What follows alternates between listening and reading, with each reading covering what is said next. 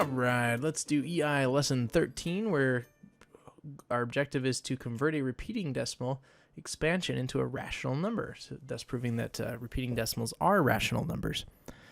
All right, so this explanation may make sense to you, but I'm going to explain it a little bit differently, and I think a little bit more, a little bit easier to understand.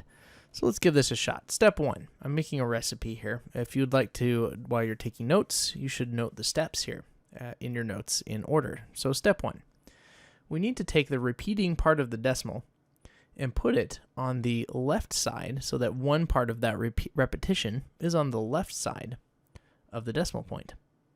We'll multiply by some power of 10 in order to make that happen. For instance, here the repeating part is 0.4444444.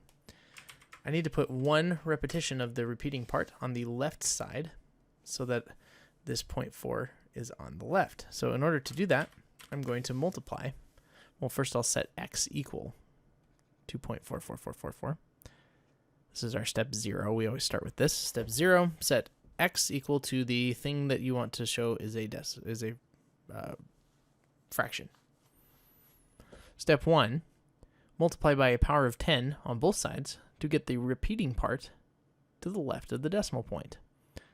So I'll multiply this one by 10 so that we have this. You can see how that remains true, right? Now we need to get the repeating digits to the right of the decimal point in a separate equation. So we have 10x equals 4.4 repeating is our first equation. And looking for a second equation, I'll do this in a separate color, maybe purple. We're going to get the repeating part to the right of the decimal. In this case, that's already done. We have it. Excellent. Now that we have the two equations, we can do something really, really tricky here. If we take this 10x and subtract another x, we know what 10x and x both are. So we'll take both of those values, 10x and x, and we're going to subtract them from each other. 10x is 4.4 repeating, and x is just 0.4 repeating. Oh my goodness, the 0.4 repeatings are going to cancel. We're left with 10x minus x equals 4. To solve this equation, we'll just do 10x minus x is 9x equal to 4. Dividing both sides by 9 to get x alone, x is 4/9. Pretty sneaky. If you're taking notes, I'll go back over this process one more time so you can take notes on this.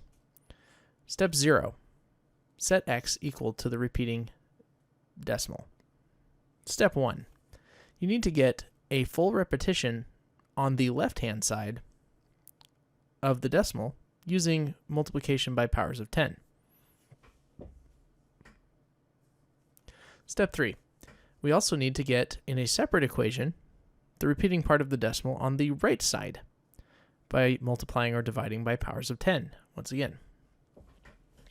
In this case, we didn't need to do any of that.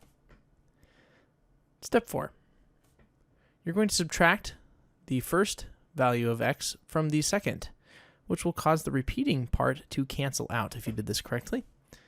And when the repeating part cancels out, you simply solve the equation remaining to get the fraction.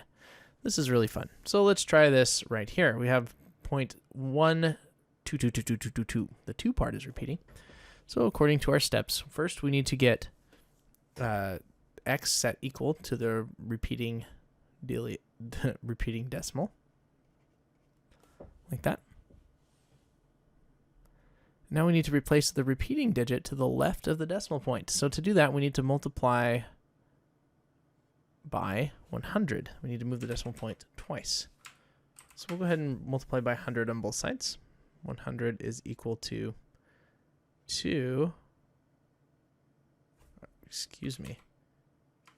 100 is equal to 1, 2, and then 0.2 repeating. 100x. Good heavens, it's late. Okay, 100x equals 12.2 repeating. We have our repeating part on the left side. We now need to get our repeating part on the right side in a separate equation. We'll do this by moving the decimal point 1 to the right. So this equation, we're going to get 10x is equal to 1.2 repeating. We now have the repeating part of the decimal on the left and the repeating part on the right. Our fourth step was to subtract the x value on top from the x value on bottom and see what that results in. So we'll get 100x minus 10x. Well, what is 100x? 100x is 12.2 repeating. So we'll put 12.2 repeating for the 100x part and subtract. What is 10x? Well, it's 1.2 repeating. 1.2 repeating. The 0.2 repeatings cancel, and we're left with 100x minus 10x is equal to 11. Okay, so we just solve this equation by subtracting 100 minus 10x is 90x equals 11. So divide both sides by 90 to solve for x, because that's the opposite of multiply by 90. And it's 11 90ths. Who knew? If you want to check that, you can type it in a calculator. I think perhaps we should do one more example, because this is tedious and slightly obnoxious. This guy, once again, we have our steps. Step 0, set that sucker equal to x. The 8-1 part is repeating. Step 1, we need to get the repeating part to the left side of the decimal. How do we do that? Well, let's see. We need to multiply by 10, 100, 1,000. So we're going to multiply by 1,000. 1,000x equals 5481.81 repeating. If you lost me there, the 81 repeats forever, so we could have just written 81818181. We multiplied by 1,000, and that's where that decimal landed. Now we have our repeating part to the left. The 0.81, or sorry, the 81 part is repeating, so that's to the left. We need another equation with the repeating part to the right. So we'll need to multiply by 10. 10x is equal to 54.81 repeating. Okay, notice that these both have 0.81 repeating as our decimal, which is really convenient because the next and final step is to subtract the top 1000x minus the bottom 10x. 1000x minus 10x, this is very tricky, is in fact equal to, what's 1000x? Well, it's 5481.81 repeating. Minus 10x, which is 54.81 repeating. The 0.81 repeatings cancel, and 5481 minus 54 is 5,427. Do that in the calculator to make sure I didn't screw it up. 5,481 minus 54. 5,427. Very good, I did it right. And that's going to be equal to 990x in this case. Dividing both sides by 990, we solve for x, which is, in fact, the very ugly 5427 over 990. Lovely! It looks like those both might be divisible by 3, so we could possibly simplify this, but I think we'll leave it where it is. If you want to see that that's actually true, I will show you. Be prepared to be amazed.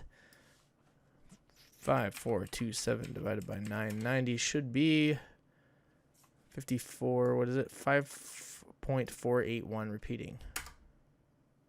Look at that. You'll see in the calculator that it does eventually round because it doesn't repeat forever in the calculator. The calculator only goes so far and has so much accuracy. All right, so we've kind of gone over that basic process for lesson 13. Give it a shot with the rest of them and have a great time.